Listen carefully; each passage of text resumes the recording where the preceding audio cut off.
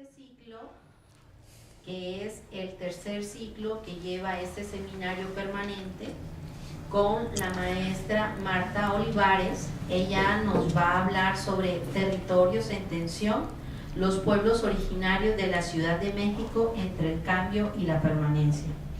La dinámica va a ser la siguiente: vamos a leer una pequeña semblanza de la maestra de sus aportes académicos al estudio de los pueblos originarios y en general.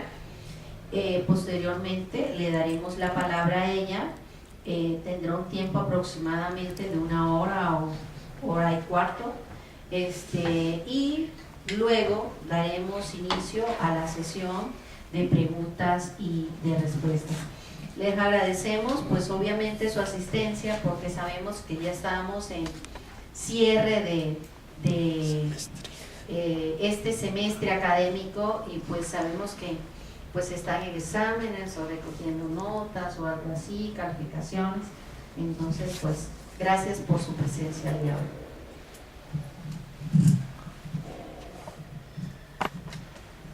Buenas tardes, les doy la bienvenida de nuevo al seminario. El día de hoy, como ya dijo Katy, nos acompaña la doctora Marta Angélica Olivares Díaz, quien es doctora en Ciencias Sociales con especialización en Desarrollo Rural por la Universidad Autónoma Metropolitana Unidad Xochimilco. También es maestra en Desarrollo Rural por la misma universidad y es licenciada en Psicología Social por la Universidad Autónoma Metropolitana. La doctora Olivares tiene experiencia en trabajo con diversos grupos y organizaciones no gubernamentales del sector rural, indígena, campesino y pueblos originarios, principalmente en labores de acompañamiento, capacitación y elaboración de proyectos productivos y de rescate cultural. Además, ha fungido como dictaminadora de proyectos en diversas instituciones gubernamentales, como son el Instituto Nacional de Desarrollo Social, la Secretaría de Desarrollo Rural y Equidad para las Comunidades, la Comisión Nacional para el Desarrollo de los Pueblos Indígenas y el Programa de Apoyo a las Culturas Municipales y Comunitarias del Distrito Federal. Sus líneas de investigación están enfocadas en temas como identidad, cultura, territorio, pueblos originarios, relaciones urbanas rurales y sustentabilidad. Su productividad académica incluye también publicaciones en libros, revistas científicas, revistas especializadas, artículos periodísticos y artículos de divulgación. Ha participado como ponente en diversos eventos académicos, así como también ha colaborado en la organización y coordinación de diversos foros y encuentros académicos enfocados en cooperación comunitaria. En la actualidad es profesora investigadora de tiempo completo de la Universidad Autónoma de la Ciudad de México, adscrita al... Esta presentación va a enfocarse básicamente a un eje que es el territorio. Generalmente, cito a Armando Bartra, que dice: malcriada, necia y imprudente como es la barbarie, tiene mal gusto de asomarse cuando la modernidad está de manteles largos. Y cómo es que entendemos que hay pueblos, comunidades indígenas que tienen una presencia muy importante en nuestra época hoy, a pesar de que somos civilizados o modernos, ¿no? Entonces a eso se refiere las bifurcaciones del proyecto moderno. El territorio de los pueblos originarios en específico, la tensión y la disputa como un elemento central. Hace como un mes en la UAM Xochimilco estábamos en un seminario que se llama Lo Rural en el DF, ¿no? Y decíamos por ahí: a la Ciudad de México hay que entenderla como una ciudad aparte, como muchas ciudades latinoamericanas, como una ciudad que tiene en sus entrañas un rostro rural que ha sido difícil de erradicar. Un rostro rural que más bien se ha construido junto con la Ciudad de México, y decían los núcleos agrarios del Distrito Federal: nosotros no nos podemos ubicar dentro de la ruralidad tradicional en el campo mexicano, porque nosotros nos crecimos con la ciudad, y entonces más bien somos una especie de sujeto que tiene una parte urbana y una parte rural. Y ellos llegaban a una especie de síntesis y decían: somos sujetos tanto rurales como urbanos, aunque nos quieran decir que somos núcleos agrarios de la Ciudad de México, ¿no? Aquí hay una gran contradicción: ¿cómo puede haber ruralidad en la ciudad, ¿no? Pensando como en el proyecto moderno. Entonces yo digo que el territorio de los pueblos originarios de la Ciudad de México es un territorio en permanente tensión y en permanente disputa. Tenemos muchos casos por ahí, el reciente caso de San Bartolo Ameyalco, ¿no? Es un territorio allí en disputa, un territorio en donde se está jugando los recursos estratégicos para la sobrevivencia de esta ciudad y que no es el único caso, ¿no? Vamos a ir viendo poco a poco esto. Y finalmente, cómo el enfoque territorial nos podría ayudar a tener una serie de pistas, ¿no? Una serie de elementos de análisis para trabajar los pueblos originarios de la Ciudad de México. Bueno, entonces, perdón, la narrativa excluyente y moderna, el modelo de ciudad como el máximo símbolo de representación de la modernidad. La modernidad, digámoslo en términos sintéticos, es un proyecto de mundo, es un paradigma civilizatorio con el cual llevamos más de 200 años y en donde las ciudades se coronan como símbolo absoluto del camino para la transformación de una civilización moderna. La ciudad es aquel espacio que deja atrás la barbarie, aquel espacio que deja atrás lo rural, aquel espacio que deja atrás todo lo incivilizado para dar paso al sujeto moderno, al sujeto urbano, al sujeto civilizado, ¿no? Al sujeto que ya, digamos, puede estar presentable, que ya es el sujeto que perdió su naturaleza. La ciudad ha sido el espacio por excelencia de la razón y de la civilización. En términos paisajísticos, la ciudad era, digamos, en las primeras épocas, pensando en la ciudad medieval, una ciudad amurallada. Después, con la revolución industrial, era una ciudad que estaba representada prácticamente por la zona fabril, ¿no? Y hoy es la ciudad de la sociedad del consumo, ¿no? Son paisajísticamente espacios en donde no entra lo rural. Para la primera mitad del siglo XIX se habían hecho visibles los efectos de dicho proyecto de la urbanidad, ¿no? No solo se había transformado en espacio en la totalidad del mundo, sino que incluso se habían generado modos de vida urbanos, ¿no? Tenemos a toda la escuela de Chicago estudiando específicamente los modos de vida urbano, la cultura urbana, formas específicas de expresiones identitarias. Se habían sentado las transformaciones en la base material y en la base simbólica. Y entonces, en este modelo de ciudad, ¿dónde entra lo rural y dónde entran los pueblos originarios? ¿No? ¿Dónde estarían en este modelo de urbanización? Cuando tenemos una tendencia creciente a urbanizarnos. Según las últimas estadísticas, tenemos casi el 50% de la población mundial viviendo en zonas urbanas. Hay estimaciones que para el año 2050, yo creo que es en un tiempo menor, que casi el 60% de la población mundial será urbana. Entonces hay un modelo tendiente hacia la urbanización. ¿Qué va a pasar con los territorios de los pueblos originarios? Si todos creemos que la idea de democracia y de justicia social es tener la vida urbana, ¿no? Todos queremos en realidad una serie de cómo se tiene que asentar en una base material que es la transformación del espacio. La modernidad tiene una tendencia a construir y a reconstruir el territorio humano con una sola narrativa. No importa la narrativa de los pueblos originarios, ¿no? No importa que para ellos sea territorio sagrado, o como dicen los de Ameyalco, ¿no? Que además su nombre tiene que ver con agua. No importa lo que ellos digan, ¿no? No importa lo que signifique. Hay en realidad una reconstrucción del espacio para que se dé el proyecto de la modernidad y el progresismo. Hay una necesidad de reconstruir el territorio humano como la materialización incesante del tiempo y del progreso. Afuera como reducto del pasado dependiente y dominado, separado de la periferia natural por una frontera inestable, el espacio rural, el mosaico de recortes agrarios dejados opuestos por la red de interconexiones urbanas, el lugar del tiempo agonizante o apenas vitalizado por el contagio.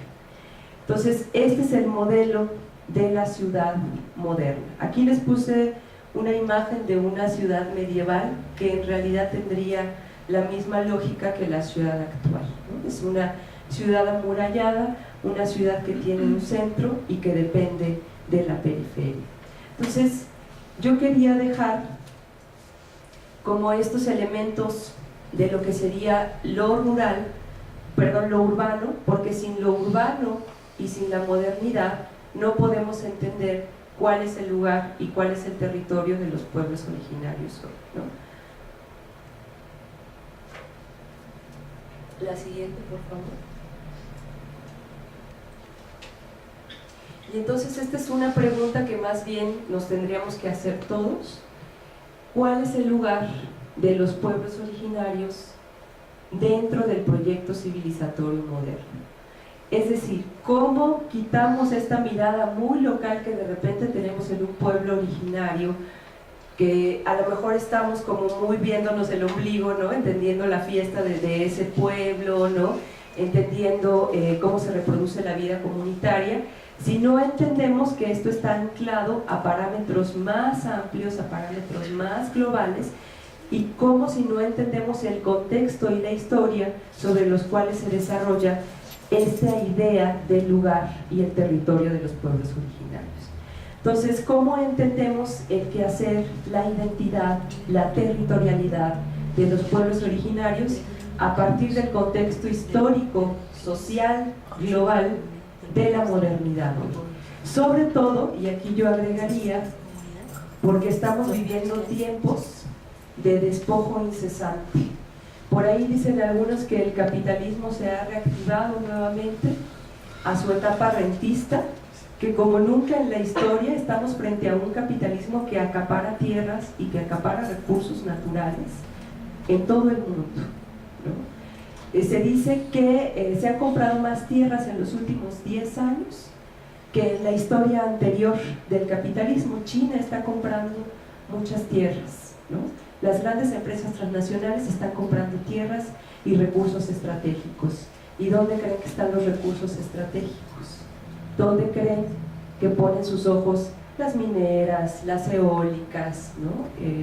En fin, todos estos megaproyectos que de repente han ido avanzando al interior del país, en el territorio de los pueblos originarios. La siguiente, la anterior.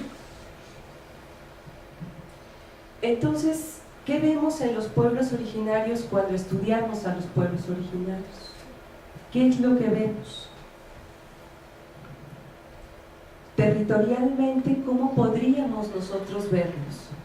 Vemos sus fiestas, vemos la producción quizás agrícola que todavía tienen, vemos los productos que realizan, vemos algunas expresiones de vida comunitaria como la asamblea, vemos conflictos, por ejemplo, ahí tenemos, ¿no?, la foto de Ameyalco, vemos territorios ambientales, vemos un paisaje. ¿Qué es lo que estamos mirando cuando miramos a los pueblos originarios? ¿Y cómo podríamos tener una mirada amplia del territorio de los pueblos originarios para no centrarnos en una cosa en específico, que no está mal, ¿no? A lo mejor necesitamos hacer como una especie, ¿no?, de mirada general, como en las cámaras, ¿no? Ahora son un zoom, y después regresar otra vez quizás a entender la fiesta, ¿no? O quizás a entender una cosa muy particular como la comida, ¿no? O quizás a entender otra cosa más particular como la organización de las mujeres, pero no podemos aislar la mirada de una complejidad más amplia. Sobre el concepto territorio y la disputa territorial. ¿Qué es el territorio entonces? ¿Alguien me quiere soplar qué es el territorio?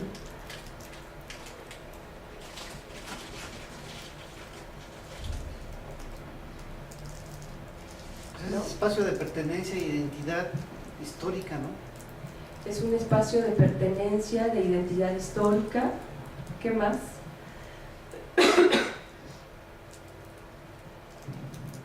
¿no? Está bien, esa respuesta está bien, pero ¿qué más es el territorio? Entonces, si nos vamos a poner como medio teóricos para entender el enfoque territorial y a partir de ahí entender a los pueblos originarios, diríamos nosotros, además de lo que ya mencionó el compañero, que el territorio es un espacio también material, ¿no? El territorio tiene que ver también con la tierra, ¿sí? El territorio es ese espacio donde yo me desenvuelvo, donde yo construyo la vida cotidiana, donde yo me construyo con el otro. Gilberto Jiménez, que a lo mejor lo han leído, ¿no? Y que tiene algunas definiciones interesantes con respecto al territorio, dice: el territorio es el espacio material y al mismo tiempo el territorio es el espacio simbólico, ¿no? Es, digamos, la significación que yo construyo de un espacio material en un devenir histórico. Por ejemplo, en el caso de Atenco, tenemos defensa territorial o defensa de la tierra. ¿Qué defendían en Atenco? ¿La tierra o el territorio? La tierra. ¿La tierra? La tierra y el territorio, ¿no? Las dos cosas al mismo tiempo. Porque les pudieron haber dado tierra en otro lugar y entonces ahí ya estaba dada la defensa en la tierra, ¿no? ¿Quieren tierra? Pues ahí está la tierra. A propósito de ese tema, vean una película que se llama Chico Méndez, ¿no? Que tiene que ver con toda la producción de seringa y los seringueiros en el Amazonas, ¿no? Lo ha trabajado mucho Carlos Porto González y dice: lo que buscaban los seringueiros era seguir siendo seringueiros, era la defensa del territorio, no del espacio físico. Entonces, el territorio es ese espacio material y al mismo tiempo el espacio simbólico. En el caso de Atenco era la tierra, ¿no? Como dice la compañera, pero también era el espacio histórico donde ellos habían vivido por generaciones, donde habían construido historias, ¿no? Donde habían construido narrativas que les daban sentido a su vida. Entonces también eso defendían. Uno de los lemas de Atenco es: la tierra no se vende, se ama y se defiende. ¿Qué implica esto del amor a la tierra? Ahí está todo el elemento simbólico, todo el elemento de significación que le dan esos sujetos al espacio que habitan. La siguiente, por favor. Aquí hay una definición de un colombiano, ¿no es cierto?, que es Carlos Vladimir Zambrano, ¿no?, que dice, es la que más me gusta, ¿no?, que el territorio es el espacio terrestre real o imaginado. También puede ser un territorio imaginado, pensando en los migrantes, ¿no?, la comunidad imaginada, que un pueblo ocupa o utiliza, eso subráyenlo ahí porque el territorio se utiliza de alguna manera, sobre el cual genera sentido de pertenencia, que confronta con el otro, lo organiza de acuerdo a los patrones de diferenciación productiva, eso es muy importante, ¿no?, riqueza económica, social, origen de parentesco, sexo, género, división sexual de los espacios, y ejerce jurisdicción habiendo territorios sagrados, festivos, ecológicos, productivos, etcétera, sobre un mismo territorio. No sé si entiendan, el territorio tiene un montón de dimensiones dentro de un mismo territorio. O sea, Atenco puede ser al mismo tiempo, o Ameyalco, o el territorio que a ustedes se les ocurra, un territorio sagrado, al mismo tiempo que un territorio festivo, al mismo tiempo que un territorio ecológico y al mismo tiempo que un territorio productivo dentro de un mismo territorio. Dice: en tanto que el territorio es humanizado, cultivado y representado, genera comportamientos culturales en torno a leyendas, temores y topónimos. Además que este se conquista, o sea, el territorio es un espacio de fabricación espacial, se tiene que luchar por él para que se construya, ¿sí? Dice que afloran estas confrontaciones entre pueblos vecinos o simplemente entre segmentos sociales que estructuran sobre la base de una unidad territorial. Por ejemplo, sobre un mismo territorio, aquí puse el Wirikuta, ¿no? Es un solo territorio, pero la minera canadiense tiene una significación sobre ese espacio, ¿no? Y los pobladores originarios tienen otra significación sobre el mismo espacio. Estamos hablando del mismo espacio, pero de diferentes significaciones, ¿no? Entonces, es un territorio que se encuentra en constante disputa. El territorio se encuentra permanentemente en disputa y permanentemente en construcción. Bueno, dice así: la cultura genera la ideología de la pertenencia a una colectividad y a un territorio. Eso es el territorio. Entonces, cuando nosotros hablamos de los territorios de los pueblos originarios, estamos hablando de su base material, pero también de su base simbólica. Y por lo tanto tendríamos que mirar estos dos aspectos al mismo tiempo. Y a veces de repente cuando hacemos trabajo de campo, pues nos cegamos por una sola dimensión del territorio, ¿no? O únicamente vemos el territorio sagrado y dejamos de lado el territorio material y físico, ¿no? Decimos, bueno, no es tan importante para tal pueblo la defensa del territorio mientras conserven la fiesta, ¿no? No, son las dos cosas al mismo tiempo, ¿sí? Luego, la siguiente, por favor, esa. Este es otro concepto que se desprende del concepto territorio, que es el concepto territorialidad, que no es lo mismo que el territorio. La territorialidad es la acción de los sujetos dentro de un territorio. La territorialidad es producto de un conjunto de prácticas, acciones, relaciones de actores por construir material y simbólicamente su territorio. Frente a otras formas, se producen procesos de disputa y de conflicto. Los pueblos originarios permanentemente están reconstruyendo su territorio, ¿sí? Por eso cuando ustedes estudian pueblos originarios, pueden ver la construcción de una territorialidad más o menos acabada, pero no está cerrada, porque la acción social de los sujetos constantemente está reconstruyendo y resignificando ese territorio. Pensemos en Ameyaco.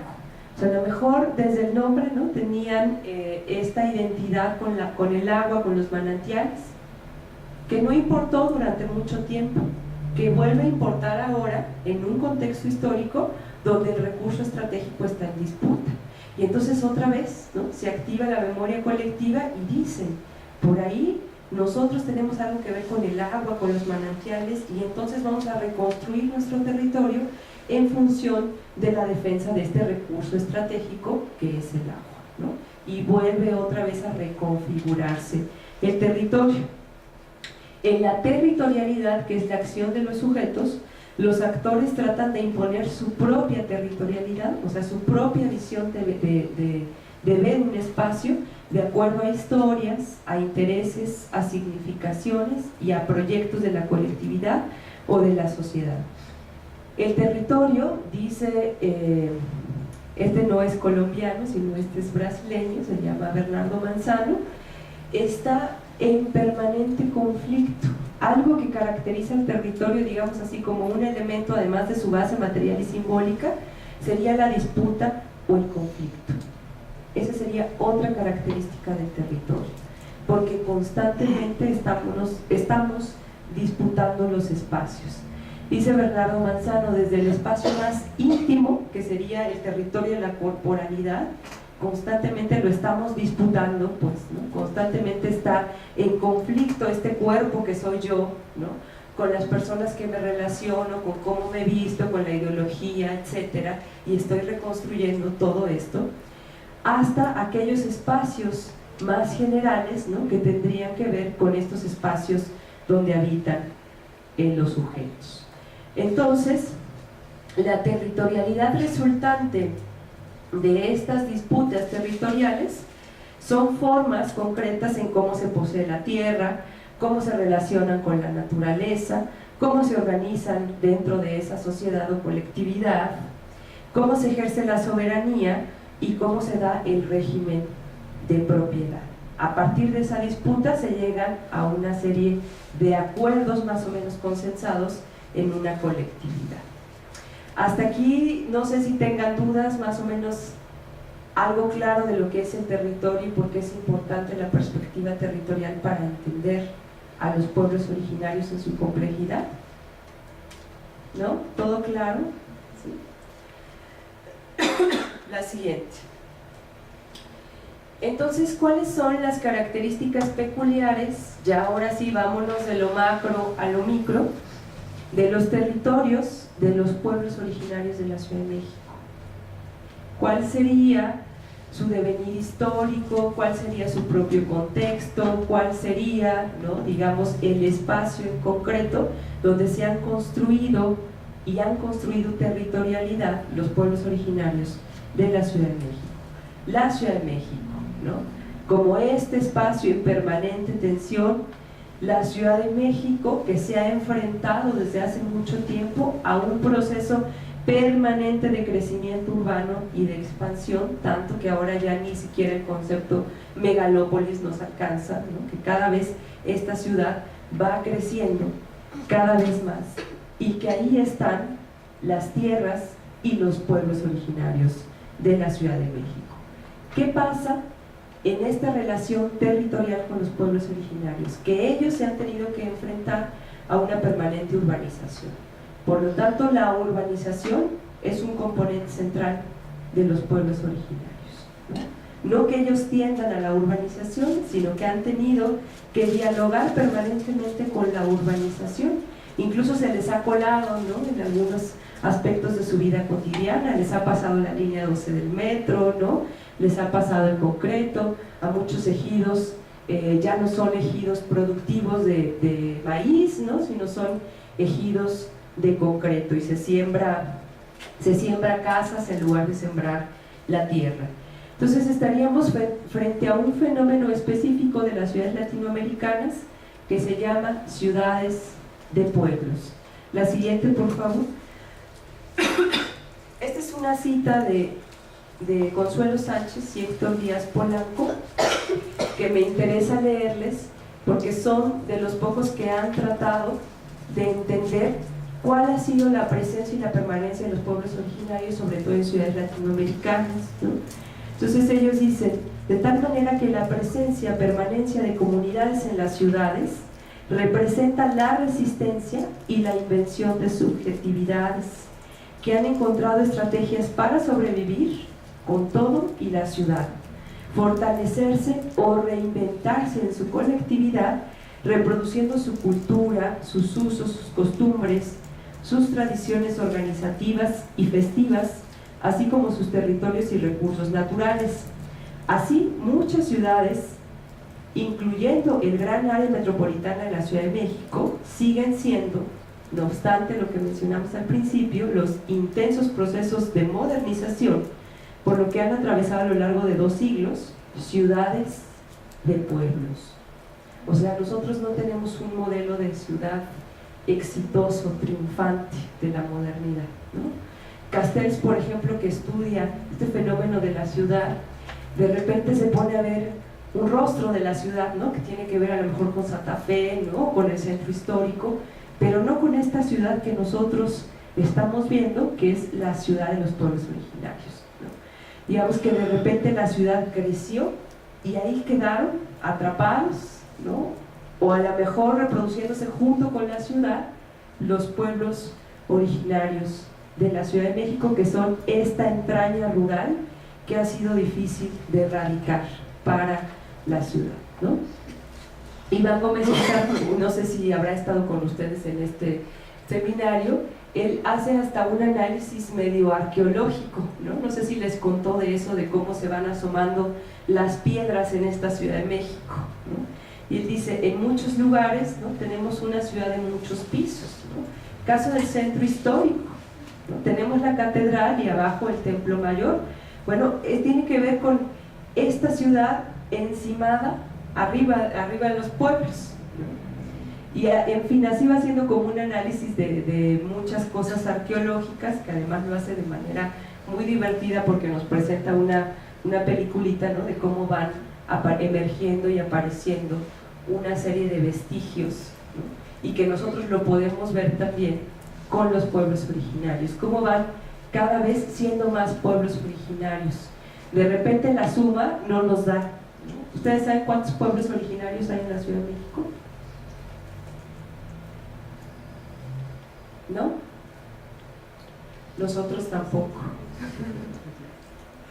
Bueno, ¿y esto por qué? Porque cada vez hay pueblos que se reivindican más como pueblos originarios. El norte de la Ciudad de México era un espacio poco estudiado, y ahora justo Iván Gómez César está haciendo una investigación en la zona de Cuautepec, ¿no? En el norte de la ciudad, allá por Indios Verdes. De repente van emergiendo más pueblos originarios, hay una reivindicación identitaria muy fuerte. Dicen, bueno, pues es que ya no tenemos tierra física, ya no somos campesinos, a lo mejor ya no tenemos tierra, pero nos reivindicamos como pueblos originarios. Entonces, el conteo va en más de 200 pueblos originarios dentro de la Ciudad de México, más los que se van sumando, ¿no? Entonces, no hagan mucho caso a estos cuadros que de repente salen de cuántos pueblos originarios hay en la Ciudad de México, porque la ascripción se va haciendo cada vez más grande, ¿no? Teresa Mora hace un ejercicio interesante, Andrés Medina también, ¿no? Pero cada vez hay más pueblos, ¿no? Y más comunidades. Incluso aquí mismo se han presentado algunas comunidades de pueblos que de repente son comunidades de migrantes que deciden inventarse un pueblo, ¿no? No sé si conozcan el caso de San Isidro Labrador en Xochimilco, ¿no? San Isidro Labrador, una comunidad en la zona serrín de Xochimilco, una comunidad generalmente compuesta por migrantes indígenas, y entonces ahí decidieron pues hacer una comunidad, apropiarse de ese territorio. Vieron el calendario de fiestas, y como Xochimilco es bien fiestero, ¿no? Tiene fiestas casi los 365 días del año, dijeron, pues a ver cuál santo nos dejaron libre, ¿no? Aquí estos xochimilcas, y quedó por ahí libre San Isidro Labrador, y entonces fundaron el pueblo de San Isidro Labrador, y se están reivindicando como pueblo originario, ¿no? Y uno dice, ahí qué pasa con estos procesos sociales que se dan en la ciudad con las distintas colectividades. Por eso digo que el número va aumentando de manera impresionante.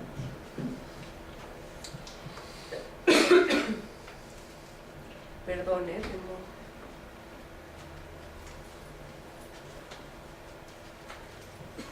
Bueno, de esta manera entendemos el elemento de la expansión urbana como un elemento de relación central con los pueblos originarios, y además ha sido una relación no armónica, ha sido una relación violenta, ha sido una relación que ha venido ganando tierras a los pueblos originarios de la Ciudad de México, y se ha venido dando sobre suelos fértiles y agrícolas, replegando el espacio rural de la ciudad.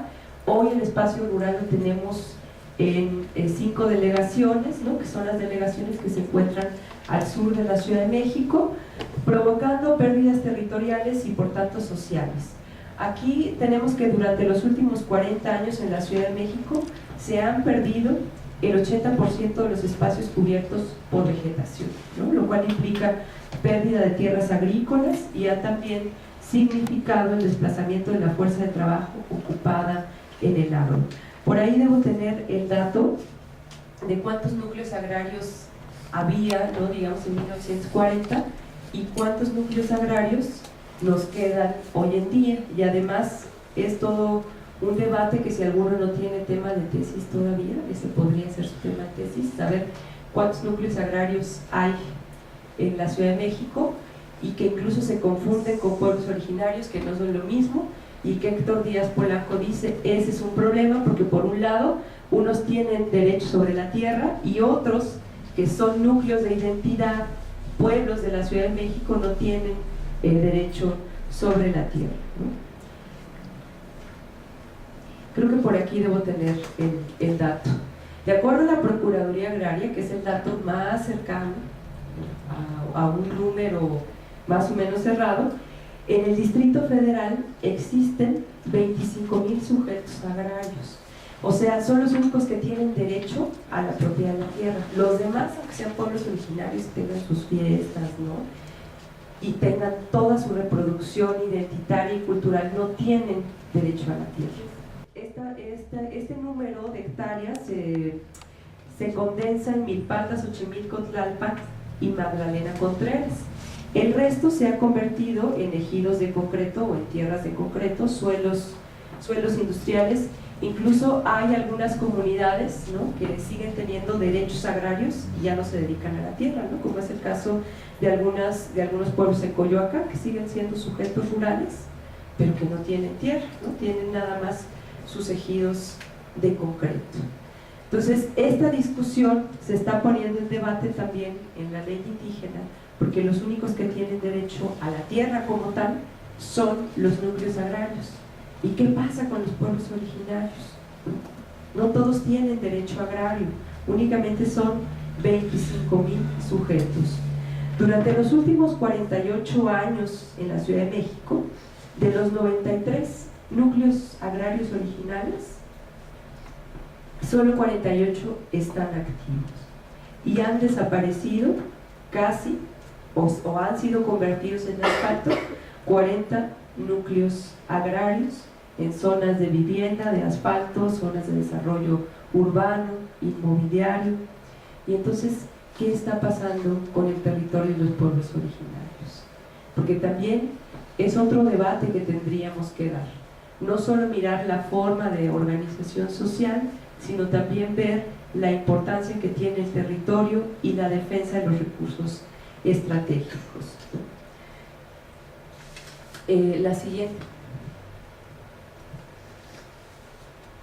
Bueno, esto es lo que ya les decía, el repliegue del espacio rural y el despojo de los recursos.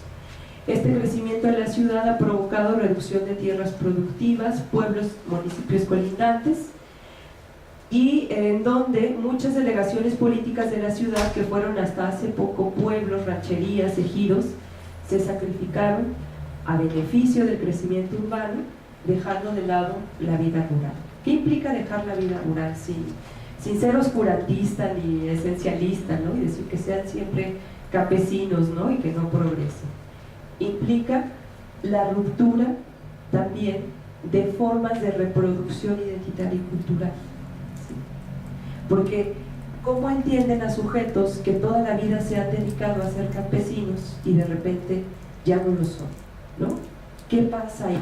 Hay una especie de transformación, ¿no? Hay una especie incluso como de desplazamiento, ¿no?, porque en muchas fiestas se siguen rigiendo por ciclos agrícolas, aunque ya no siempre, ¿no? Vean ustedes las fiestas de los pueblos originarios que estudian, todas tienen que ver con ciclos agrícolas. Lean por ahí a Johanna Broda, ¿no?, que tiene que ver con el calendario mesoamericano.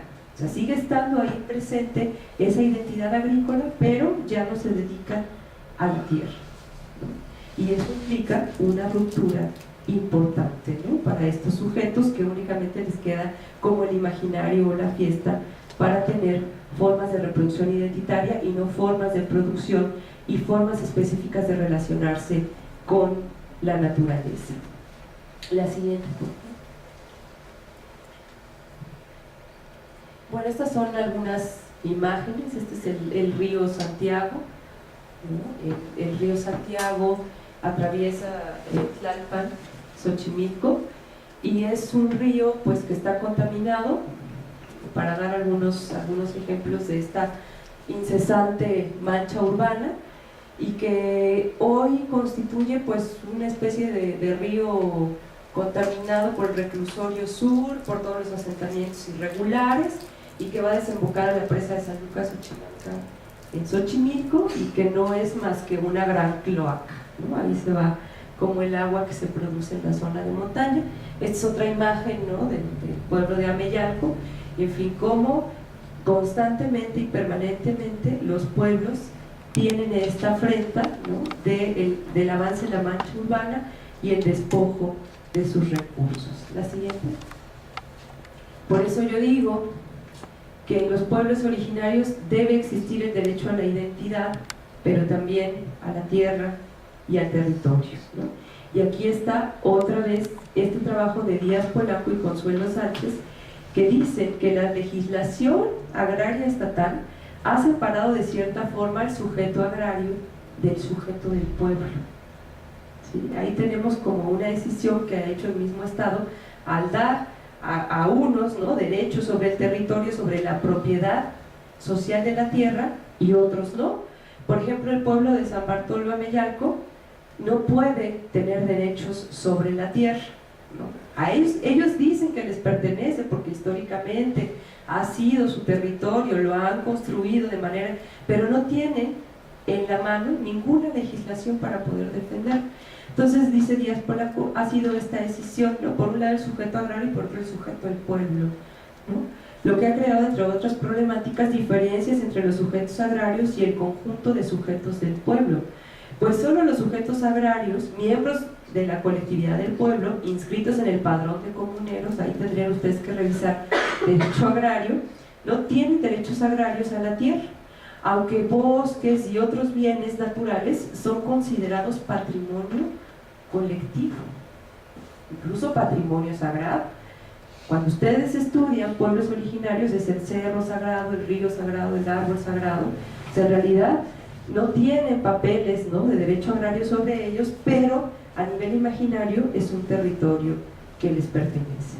Entonces, la apuesta de Díaz Polaco es que se trabaje un concepto que se llama núcleos de identidad en lugar de núcleos agrarios, ¿no?, pero esa es una propuesta, y ahí vamos a nosotros pues entrarle también a la discusión para tratar de entender cómo también el derecho al territorio es un derecho de los pueblos originarios.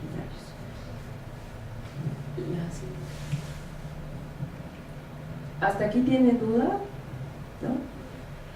Valorización material y simbólica. Aquí está lo que les decía al principio. El territorio tiene una apropiación en dos formas. Tiene por un lado un carácter instrumental funcional y otro simbólico expresivo. Generalmente estudiamos más el simbólico expresivo, no el instrumental funcional. El primero, que es el instrumental funcional, tiene un carácter de utilitario. Lo que les decía al principio, el territorio se utiliza. Si un sujeto vive en una selva, tiene que utilizar los recursos de la selva, incluso genera saberes a partir de la selva, ¿no? Sabe qué elementos utilizar, ¿no?, sabe qué planta sirve para tal enfermedad, aprovecha de manera completa los recursos estratégicos de esa selva. Si vive digamos, en una zona costera, produce saberes en torno a la zona costera, a las playas. A esto se refiere el carácter instrumental. No sé si queda más o menos claro. O sea, el espacio donde yo vivo, voy a producir una serie de saberes y de aprovechamientos específicos a partir de los recursos que tiene ese territorio. O sea, los seringueiros no pudieron ser seringueiros si no es a partir de que vivían en la selva de la Amazonía, ¿no? O tales sujetos no pueden entender de la pesca si es que no viven en una zona costera. Entonces generan una serie de saberes, de apropiaciones a partir del territorio que yo habito. Incluso se construyen dioses, leyendas, ¿no?, mitos a partir del territorio geográfico que yo habito. No puede ser, digamos, una montaña sagrada en donde no hay montaña sagrada, ¿no? ¿Sí se entiende lo que estoy diciendo? Entonces, la siguiente, por favor. La siguiente.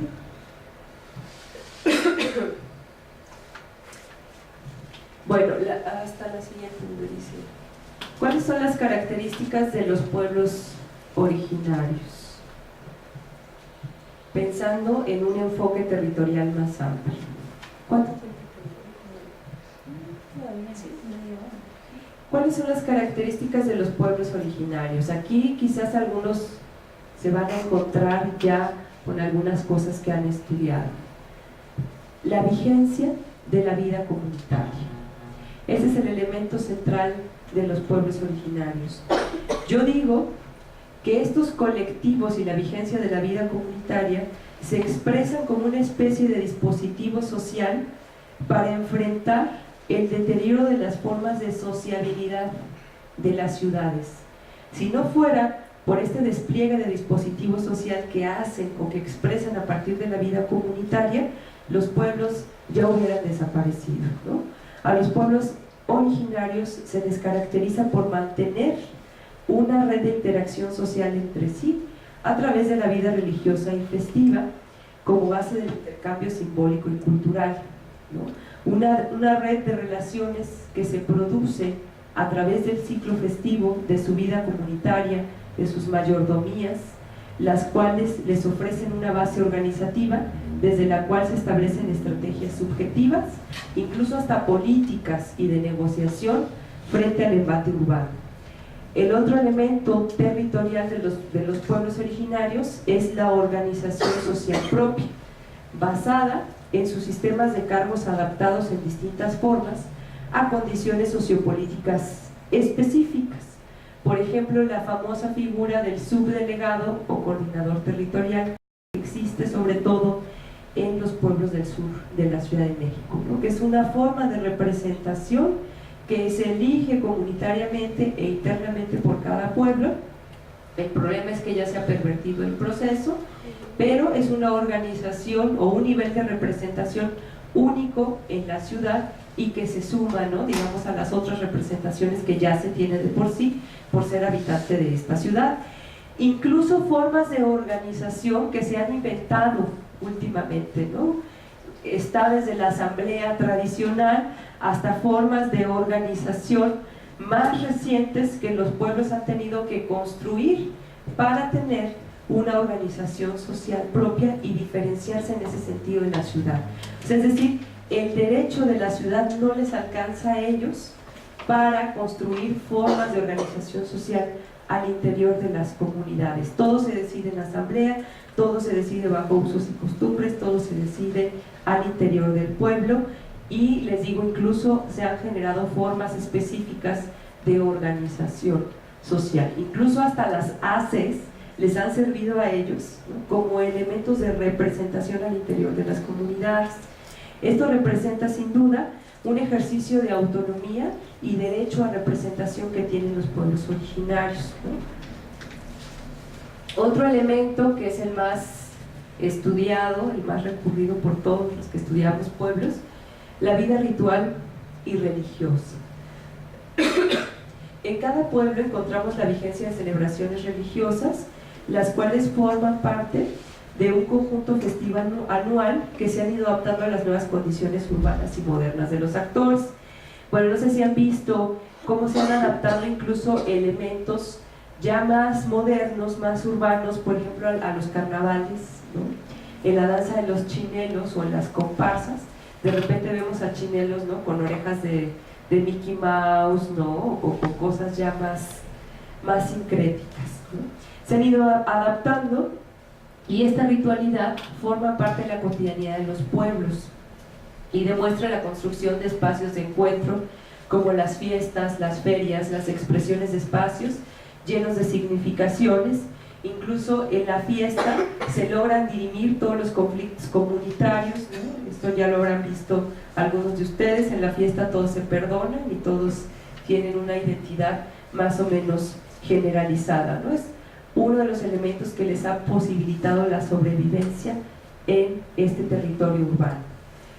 Otro elemento, la siguiente, es que han estructurado su territorio a partir de la producción y reproducción de saberes de la tierra, la diversidad de actividades. Este concepto recién se retoma para los estudiosos del campo y le han llamado la nueva ruralidad, ¿no? ¿Qué tan nueva es la nueva ruralidad? No sabemos, ¿no? Pero dicen estos autores de la nueva ruralidad que el campesino deja de ser campesino y ahora se dedica a hacer otras cosas o tiene que complementar la tarea agrícola, quizás migrando, ¿no?, o quizás haciendo artesanías o quizás haciendo otro tipo de actividad. Yo digo que la pluriactividad es un elemento central de los pueblos originarios de la Ciudad de México, simplemente por estar estratégicamente en un suelo urbano, ¿no?, por tener acceso a transporte, a servicios. Los pueblos originarios de la Ciudad de México se caracterizan por su pluriactividad. Cuando ustedes hacen un análisis de PEA, ¿no?, en su pueblo originario, o sea, cuál es la población económicamente activa, van a encontrar que es pluriactiva, ¿no?, que no se dedican a una sola cosa, que han tenido un aprovechamiento tanto del territorio local y que incluso han aprovechado elementos del espacio urbano, ¿no? Entonces tenemos una gran diversidad de actividades en los pueblos originarios que yo le llamo la pluriactividad, ¿no? De repente algunos trabajan la chinampa, ¿no?, al ratito se van al taxi, al ratito se van a la universidad, ¿no? Entonces han tenido una gran gama de posibilidades para construir y sostener su territorio. La siguiente, por favor. Otro elemento es la reivindicación identitaria. Si un pueblo originario no se reivindica como pueblo originario, entonces no es pueblo originario, ¿sí? Tiene que haber una especie de adscripción, de defensa, de necesidad de diferenciación de los sujetos originarios del resto de la urbe. Este sigue siendo todo un concepto a debate. Incluso algunos ochimilcas dicen, no, yo no soy originario, yo soy indígena, ¿no? Y así te lo dice. Ese concepto de originario ha sido como una invención para la negociación política. Yo soy indígena, ¿no? Entonces es un concepto que está todavía en construcción y por tanto digo que otro de los elementos para entender a los pueblos originarios tiene que ver con la propia reivindicación identitaria, ¿no?, con esta fuerte, clara carga política, ideológica, también de reconocerse ellos en una identidad. La siguiente, por favor. Y el término también apunta finalmente hacia el reconocimiento de los derechos sobre sus territorios y su vida comunitaria, legitimados por la memoria histórica y conforman un recurso político-cultural. Ese ha sido también otro de los debates para entender a los pueblos originarios. Se trata de una identidad que ha sido construida como un elemento de negociación política, de tal forma que los actuales pueblos originarios están en la búsqueda de una autodefinición y escarban en el pasado y en la memoria para tratar de entender quiénes son. Hay a quienes sí les alcanza llamarse pueblos originarios, hay a quienes no, O sea, hay quien dice, somos nada más originarios o somos nada más pueblos, ¿no?, o pueblos de ciudades. Esa sería otra categoría que también hay. Finalmente, para entender el territorio o para poco abonar desde el enfoque territorial a los pueblos originarios, hay que ver varios aspectos, tanto materiales como simbólicos, insisto. Uno, ¿cómo nos podría ayudar este enfoque? Entender el paisaje y los objetos, cosas que componen ese territorio, ver la interacción que los sujetos tienen con las cosas que consideran de ellos, lo nuestro que posibilita en nosotros. Puede ser un manantial, ¿no?, puede ser una iglesia, puede ser un cerro, puede ser un árbol, puede ser una piedra, ¿no? Entender cuál es el paisaje, los objetos y las cosas que componen a ese territorio. Esa sería una de las primeras pistas para el enfoque territorial, comenzar con la base material, ¿no?, con lo visible. El espacio construido puede ser observado en sus formas aparentes y materiales y se refiere a espacios arquitectónicos resultantes de procesos de producción específicos, históricamente determinados por una concepción de la técnica constructiva y por formas de organización del trabajo, modos de producción económica, circulación de mercaderías, interacciones sociales. Ese es un nivel de análisis del territorio.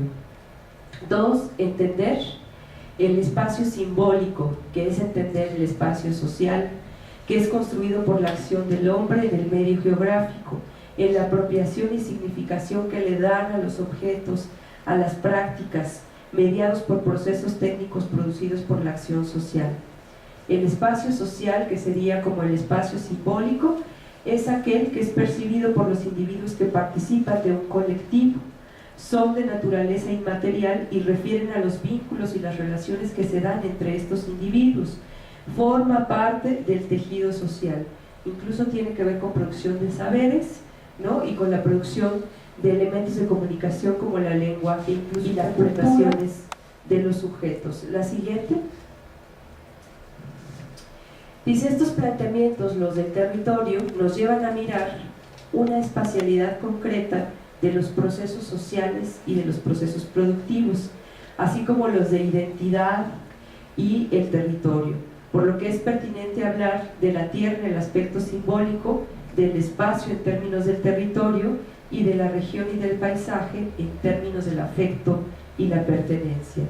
Todos estos elementos se anclan en espacios físicos, sujetos a construcciones que el individuo se apropia, donde actúa fundamentalmente, sujeto, aquí les puse yo el campesino, pudiendo darles forma, plasmando en realidad sus actitudes cotidianas. Yo lo dejaría aquí porque lo demás tiene que ver con este enfoque territorial, ¿no?, que es el entendimiento de la base material y de la base simbólica. Nada más hasta el final viene una bibliografía, no sé si la quieres poner. Bueno, son algunos textos sobre territorio de Carlos Zambrano, que es el colombiano, ¿no? Por ahí viene también Gilberto Jiménez y Bolívar Echeverría, el de Modernidad y Blanquitud, que son textos que les pueden ayudar para entender el enfoque territorial. Estaría también Carlos Porto González con el texto que se llama Geografías, ¿no?, que es este análisis de los seringueiros en la Amazonía. Y bueno, aquí en la UNAM tienen a Gilberto Jiménez, ¿no?, que también les puede ayudar a entender más al territorio como un espacio simbólico. Me parece que el que tiene una definición más completa es Carlos Vladimir Zambrano. Entonces ahora les paso la palabra a ustedes.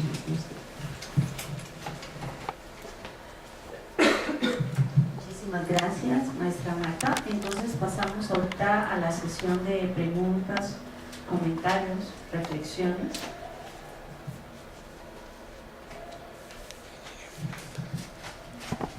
Perdón que me ahogaba, tengo una lección. ¿Alguien tiene alguna pregunta?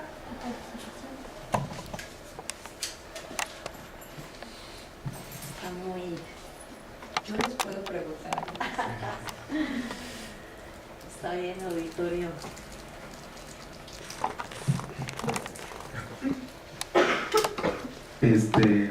Quisiera primero agradecerle por su ponencia, creo que es muy interesante, especialmente porque en un principio creo que nos hace pensar en cómo conceptualizamos y desde qué perspectiva nosotros estamos estudiando los pueblos originarios. Y si bien sí es cierto que lo estudiamos desde una perspectiva un poco más simbólica, dejamos de lado un poco esta cuestión territorial en cuestión a funcionalidad. Sin embargo, creo que eso nos da como pie para hacer un cierto hincapié en estos procesos comunitarios que se llevan a cabo en los pueblos originarios y también ver cómo este concepto de territorialidad y de la ciudad y cómo conceptualizamos rural y urbano y no tenemos otra categoría más allá de poder conceptualizar el propio territorio mexicano en ese sentido. Creo que nos ayuda a reflexionar en cómo partimos para las investigaciones en los pueblos originarios y cómo hay en este proyecto de modernidad, lo había dicho, funcionalidad de reformular la función que tienen los pueblos originarios dentro de la sociedad. Excluimos, ¿no? Como que es un espacio tan urbano precisamente que como que el territorio mesoamericano abarca hasta Nicaragua pero queda excluida la Ciudad de México, ¿no? Entonces, con todas estas aportaciones sobre identidad y sobre funcionalidad y sobre conceptos agrícolas, me parece que es como un tema que ha cobrado interés, ¿no? Que pareciera ser que estaba el territorio mesoamericano, excepto la Ciudad de México, fuera de estos conceptos de los que tú estabas tratando, ¿no? Entonces, más que una pregunta, es una reflexión. De la ciudad, e inclusive a contrarrestarlas, ¿no? Porque pues también es esta como concepción que se ha tenido hace mucho de considerar la ciudad y el ser civilizado como pues el punto evolutivo del ser humano, ¿no? Como convivir, construir estas grandes ciudades, convivir estas grandes sociedades, ¿no? Entonces, la existencia de estas territorialidades pues va a cuestionar justamente estas dinámicas, ¿no? Va a cuestionar que que no es así, como por ejemplo aquí, no sé, con los antiguos mesoamericanos, hay evidencia arqueológica que abandonaron las grandes ciudades, ya cuando, antes de la conquista ya habían abandonado, por ejemplo, las grandes ciudades, ¿no? Ya estaban un poco ya más en ruinas, ¿no? Que habían vuelto a pequeñas comunidades. Entonces me surge a cuestionarme entonces pues esta permanente resistencia, o si así tiene que ser, o si podría ser estas dinámicas. Incluso algunas feministas han tratado de estudiar este concepto de manera más subjetiva a partir de la construcción de lo femenino, ¿no? En términos territoriales, o sea, el territorio es, digamos, un eje transversal, ¿no? Que posibilitaría entender no solo a los pueblos originarios, sino a muchos estudios más, ¿no? Entonces, por ahí sería la respuesta. Y creo que también los datos que tú das son importantes, ¿no? Porque habría que diferenciar, ya si se quieren meter al enfoque territorial, lo que es espacio social, ¿no? Lo que sería región, y creo que uno de los autores que hace una diferenciación muy específica es Milton Santos, ¿no? Para tratar de entender lo que es el espacio, ¿no? Lo que es la región, lo que es territorio, lo que es la tierra, lo que es la territorialidad, ¿no? Lo que es la reterritorialización, la desterritorialización, ¿no? Que son ya como juegos de conceptos muy complicados, ¿no? Pero que en realidad todos tienen que ver con distintas, ¿no? Escalas del territorio, y que el territorio es el concepto que lo englobaría todo, pero Milton Santos ahí hace una reflexión interesante. Incluso Gilberto Jiménez también tiene un texto que se llama La región sociocultural, ¿no? Para tratar de entender la diferenciación entre territorio, ¿no? Dice él, y región, que sería un espacio más amplio, ¿no? Como lo que usted comentaba.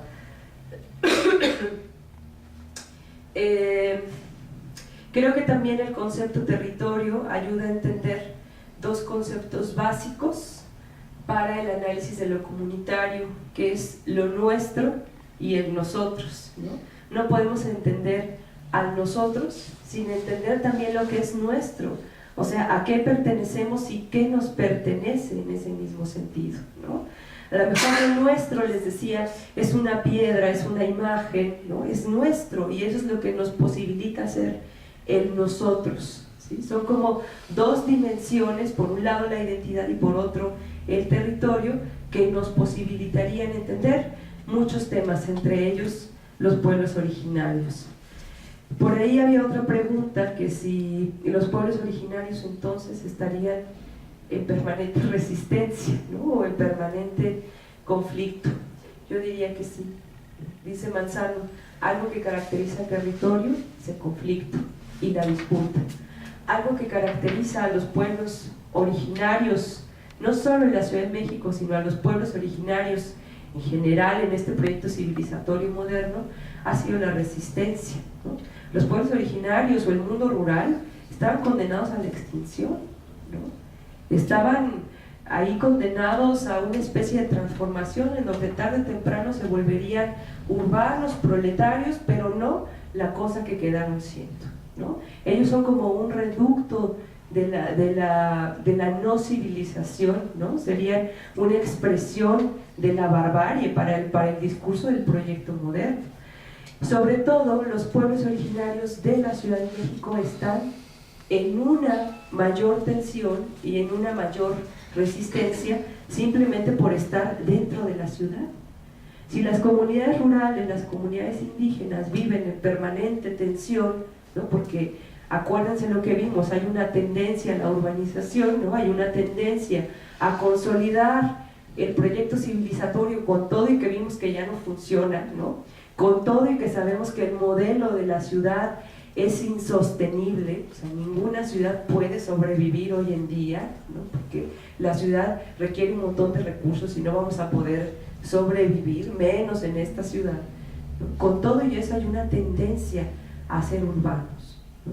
Entonces los pueblos originarios de la Ciudad de México efectivamente tienen una identidad que está permanentemente en conflicto y permanentemente en resistencia, y que por lo tanto, ¿no? Sí han perdido Pero acuérdense ustedes que además estudian identidad, que la identidad no se pierde, ¿no? No es algo que dejemos por ahí tirado y ya de repente dejo de ser campesino y bueno, ya me pongo mi traje, ¿no? O mi sombrero de obrero, mi casco de obrero y ya soy totalmente un proletario, ¿no? No es algo que se pierde, es algo que se resignifica, que se transforma y que efectivamente de repente aparece, se cuela en una serie de discursos, de imaginarios, ¿no? Por supuesto que hay una resignificación y también hay una nostalgia del pasado, ¿no? En el caso de los pueblos originarios. Entonces, por eso el título que yo les puse a manera de provocación son los pueblos originarios de la Ciudad de México entre el cambio y la permanencia, ¿sí? La permanencia tiene que ver con una persistencia en el tiempo, pero al mismo tiempo con una transformación dinámica, donde van adaptando nuevos elementos. Por eso digo, no hay que esencializar ni hay que ser oscurantistas, ¿no? Y decir, pues los únicos que no han perdido y los que siguen siendo son nada más los que tienen tierra, ¿no? Son nada más los rurales del sur de la ciudad, que fueron los primeros pueblos, ¿no? Los de Milpalta, en emerger en este debate de pueblos originarios, ¿no? Ahí está el dato que les digo que sigue creciendo el número de reivindicaciones de pueblos originarios en la Ciudad de México. Vamos en más de 200 pueblos, no sabemos a cuántos vamos a llegar, ¿no? Porque tiene que ver con una reinvención, con una identidad diferenciada dentro de las urbes, pero también con un florecimiento de la diversidad a nivel global, ¿no? Parece que desde este capitalismo treintañero llamado neoliberalismo que fracasó, ¿no? Y que en lugar, ¿no?, de volvernos a todos iguales, generó una especie de crisis que son ya evidentes, ¿no?, digamos, en nuestra sociedad: crisis ambiental, crisis económica, crisis social, ¿no? La gran crisis, dirían por ahí algunos autores como Bartra, pues lo que hace es que genera una especie de oleado de florecimiento de la diversidad. Hoy más que nunca estamos en una reivindicación del derecho a ser diferente. No queremos ser iguales, todos queremos ser diferentes. Entonces también se suma, ¿no?, digamos, a esta oleada civilizatoria del florecimiento de la diversidad, que pasa no solo en los pueblos originarios de la Ciudad de México, sino en los pueblos del mundo entero. El derecho a ser diferente, el derecho a la diversidad y el derecho a la no homogeneización al que nos quiso meter el proyecto civilizatorio moderno, ¿no? Por cierto, lean el texto, si no lo han leído, de Bolívar Echeverría, ¿no?, de Modernidad y Blanquitud, que dice que todos queríamos ser blancos, ¿no?, de alguna manera, y que el proyecto moderno trató de blanquearnos, ¿no?, de alguna manera, y que nosotros en realidad estaríamos negando esa blanquitud y estaríamos pugnando más por el derecho a la diversidad. No sé si contesté con eso las preguntas o me faltó por ahí alguna. ¿Alguna otra pregunta o comentario, compañeros?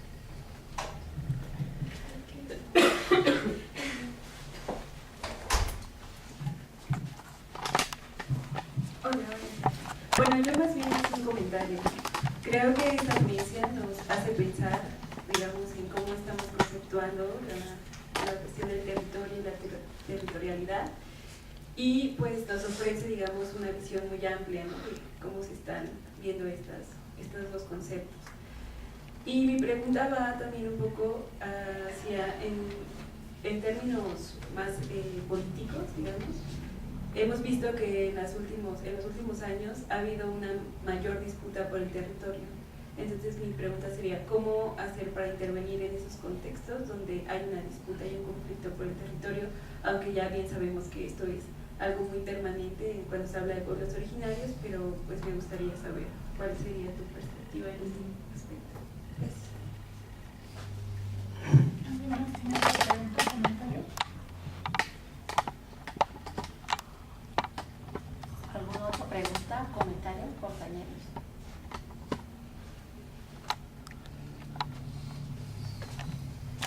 Bueno, parece muy interesante la reflexión que nos trae aquí Marta, ¿no? Y hablar de permanencia es bastante como acucioso, ¿no? ¿Cómo entender la permanencia? ¿Desde dónde entender la permanencia? Creo que has tocado varios puntos así como nodales que invitan a una discusión. Cuando hablas de lo rural y lo urbano, en efecto, en este libro que escribimos sobre sentido de comunidad en un pueblo originario, retomamos trabajos de varios teóricos que apuntan sobre el estudio del sentido de comunidad y plantean como, digamos, una de sus hipótesis, que es que en las zonas rurales puede existir a lo mejor un mayor sentido de comunidad a diferencia de las urbanas. Por supuesto que cuando pensamos en los pueblos originarios esto se desvanece, ¿no? ¿Cómo pensar los pueblos originarios? ¿Son urbanos? ¿Son rurales? O, bueno, ¿por qué no repensar o inventar otras categorías de análisis que nos permitan entender, digamos, este núcleo, ¿no? O estos actores sociales? Eso por un lado, ¿no? Y por otro, cuando hablamos de territorios en tensión y de la territorialidad como la acción de estos sujetos, estos actores sociales en un espacio, yo también me pregunto, bueno, si bien podríamos ver la territorialidad, las significaciones, las relaciones simbólicas que hay, ¿sí?, frente a un espacio y esta parte material, por supuesto yo pienso que no solamente habría que verlo a nivel intracomunitario, sino en sus relaciones con el Estado, ¿no? Tú hablabas también en efecto de otros actores, cómo significaban, por ejemplo, en el caso de una transnacional, ¿no?, un mismo espacio. Pero también habría que pensar y digamos debatir un poco más e introducir a lo mejor dentro de este diálogo cuál es el papel del Estado y el Estado mexicano cuando se supone garante de unos derechos y por supuesto lo que hemos visto como en el caso de San Bartolo o Ameyalco, pues es una represión bastante fuerte, ¿no? Entonces quisiera saber también, ¿tú qué nos dices ahí frente a esa crítica? Sí, porque si bien en efecto hay un pensamiento, como lo decías tú, colonizador, que nos busca y nos lleva hacia un proyecto, comillas, de modernidad, donde se vende la modernidad como el desarrollo versus la barbarie, también no hay que dejarle de lado esa otra crítica, ¿no? Frente al Estado.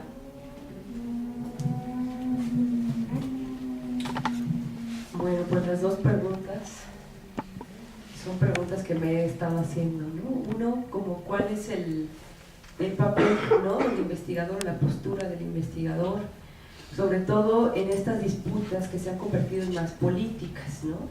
Y ahí entra una cosa como más desde la ética, ¿no?, y desde la dimensión de la acción participante, es decir, hasta dónde entrarle y hasta dónde no, ¿no? Que ahí estaría el tema de la implicación, ¿no? Hasta dónde, si yo me pongo a defender, ¿no?, el territorio de los pueblos originarios en Ameyalco, me agarro a pedradas, ¿no?, con los granaderos, ¿no? ¿Hasta dónde? ¿No?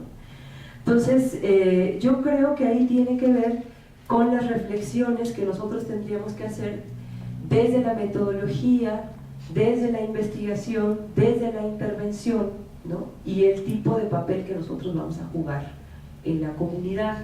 Yo creo que nosotros como investigadores debemos de fungir, ¿no?, en el tema de elaborar una narrativa y por qué, y decir, ¿no?, digamos a académicos, pero también a autoridades, también al Estado, la importancia de los territorios de los pueblos originarios, ¿no?, más no meterlos a las pedradas. Eso ya será una cosa, ¿no?, desde la ética, desde cada uno de nosotros, ¿no?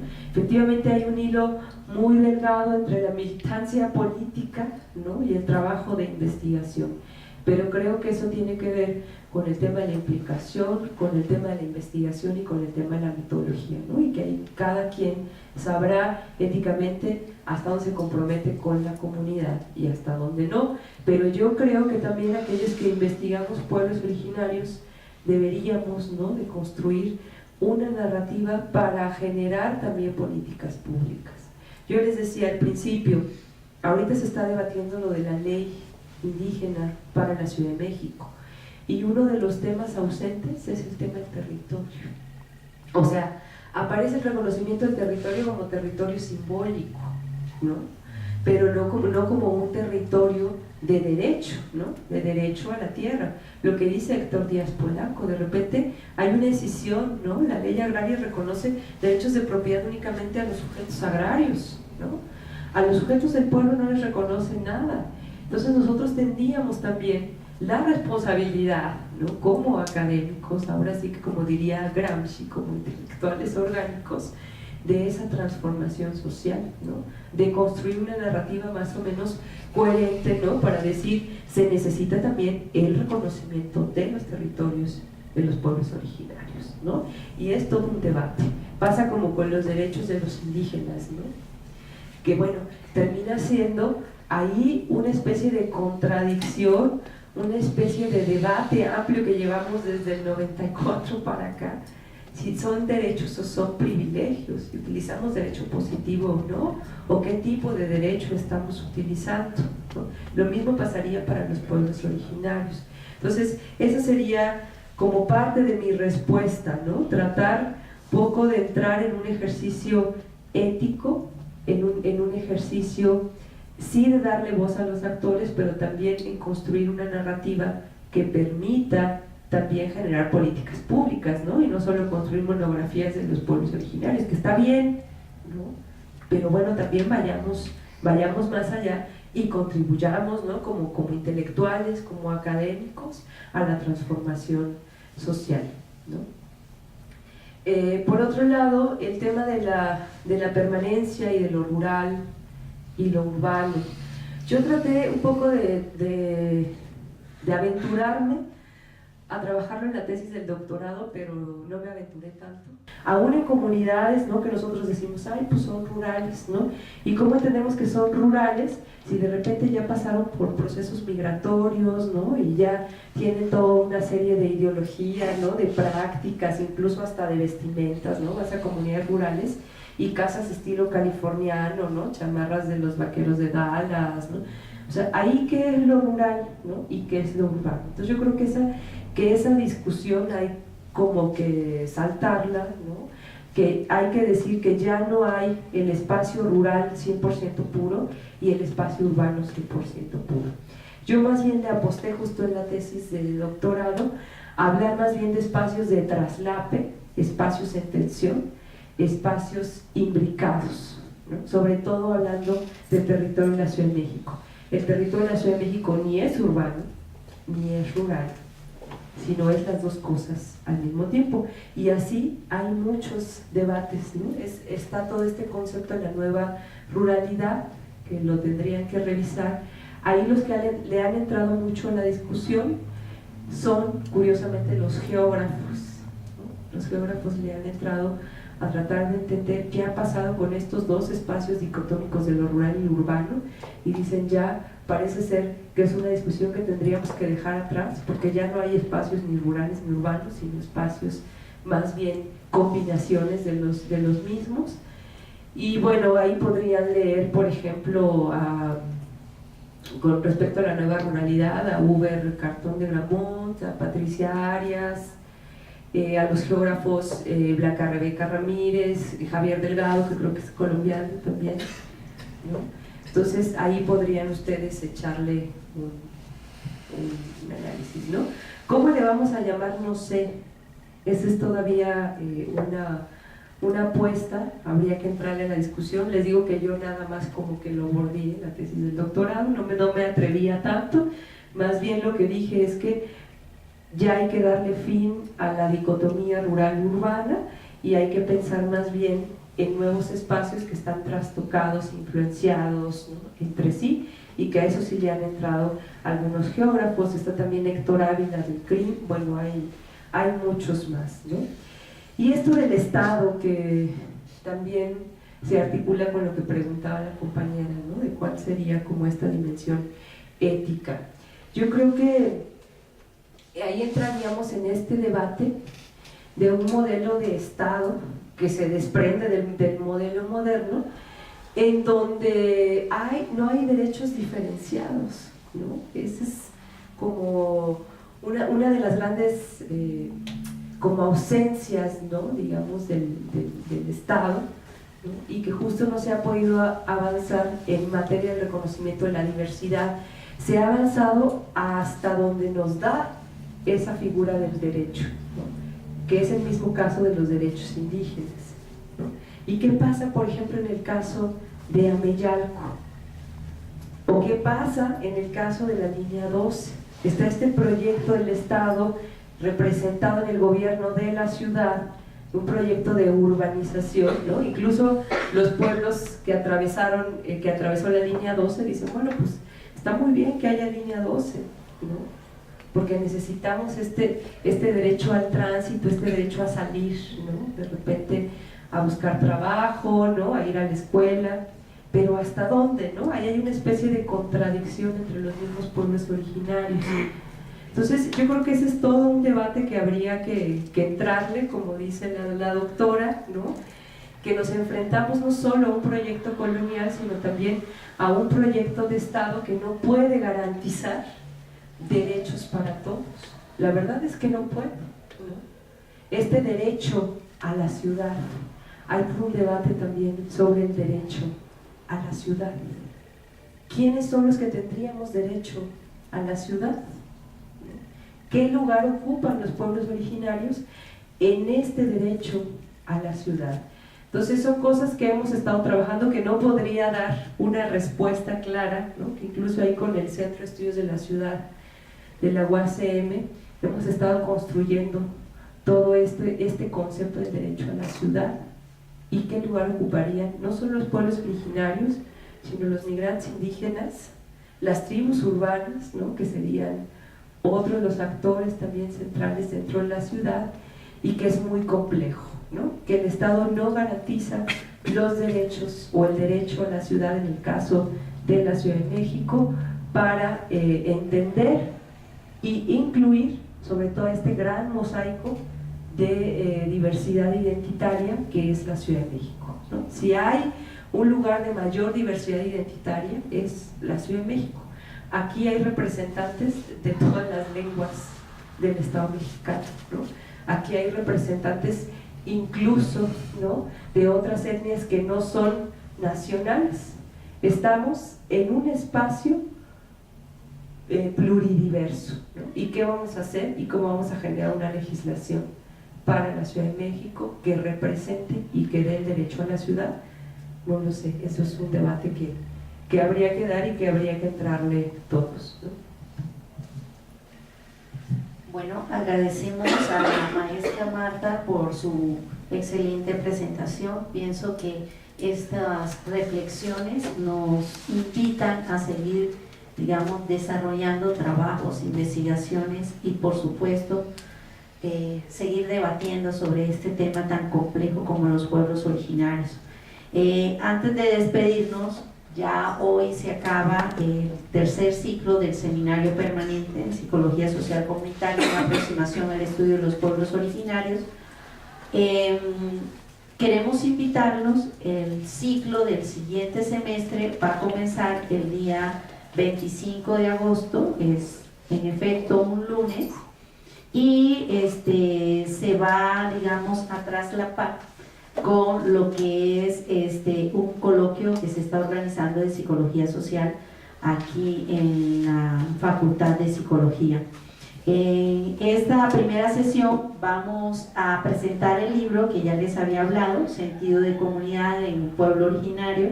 Entonces voy a hacer los comerciales. El libro está para estudiantes con credencial vigente en un módico costo de 89 pesos. Y para el público en general está en 142 pesos. Ese día pues vamos a hacer una presentación bastante, pues yo digo que exhaustiva sobre las pretensiones, las intenciones del libro y por supuesto los alcances y las limitaciones del mismo. Los esperamos y por supuesto ese día haremos entrega del programa general que se va a desarrollar durante todo el siguiente semestre. Gracias. Y felices vacaciones, compañeros y compañeras.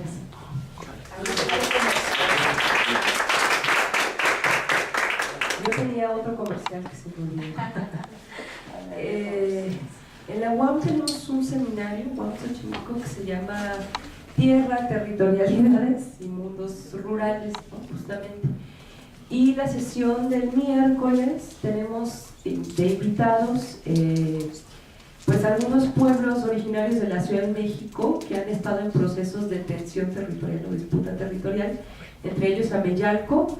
Va a estar también representantes de Milpalta, de Tláhuac, de Xochimilco y de otras poblaciones como Puebla, ¿no? Sautla, en fin. Este seminario es de 4 a 8 de la tarde en el posgrado de Ciencias Sociales de la UAM Xochimilco. Sobre todo tiene una intencionalidad de escuchar las voces de los actores y que ellos nos digan cómo están viviendo en carne propia esto de las disputas territoriales, ¿no? Gracias.